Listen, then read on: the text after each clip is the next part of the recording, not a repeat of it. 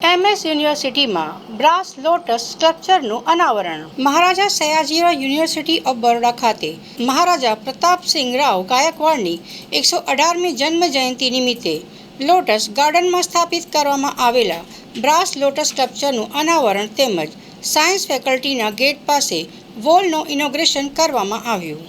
આ શિલ્પનું અનાવરણ એમએસ યુનિવર્સિટીના માનનીય ચાન્સેલર રાજમાતા શુભાંગીની રાજે ગાયકવાડના હસ્તે કરવામાં આવ્યું. આ પ્રસંગે રાજમાતા પોતાના પરિજનો સાથે ઉપસ્થિત રહ્યા હતા. કાર્યક્રમમાં સમરજીતસિંહ ગાયકવાડ, યુનિવર્સિટીના vice chancellor professor Balchandra Bhanange, registrar K M. Chudasama, વિવિધ ફેકલ્ટીના ડીન, અધ્યાપકો તેમજ યુનિવર્સિટી પરિવારના સભ્યો હાજર રહ્યા હતા. મહારાજા પ્રતાપસિંહ રાવ ગાયકવાડના શૈક્ષણિક અને સામાજિક યોગદાનને સ્મરણ કરતા આ કાર્યક્રમનું આયોજન કરવામાં આવ્યું હતું.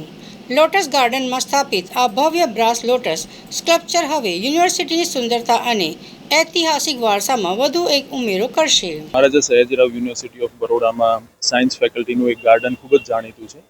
તે ગાર્ડનની અંદર આજે બ્રાસના લોટસની ઇન્સ્ટોલેશન કરવામાં આવ્યું. આ લોટસ છે it is one of its kind, જેને એક બારીકીથી બનાવવામાં આવ્યું છે ફેકલ્ટી ઓફ ફાઇન આર્ટ્સના ટીચર્સ અને સ્ટુડન્ટ્સ દ્વારા, અને department of chemistry, faculty of science દ્વારા એનું પિટિનેશનની વ્યવસ્થા કરવામાં આવી છે.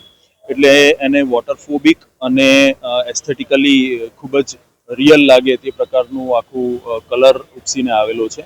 આજના દિવસે આનું ઇન્સ્ટોલેશન અહીં આગળ કરવામાં આવ્યું અને Maharaja Sayajirao university of બરોડાના chancellor રાજમાતા સાહેબની હાજરીની અંદર અને તેમના ફેમિલી મેમ્બર્સની હાજરીની અંદર તેનું ઉદ્ઘાટન કરવામાં આવ્યું.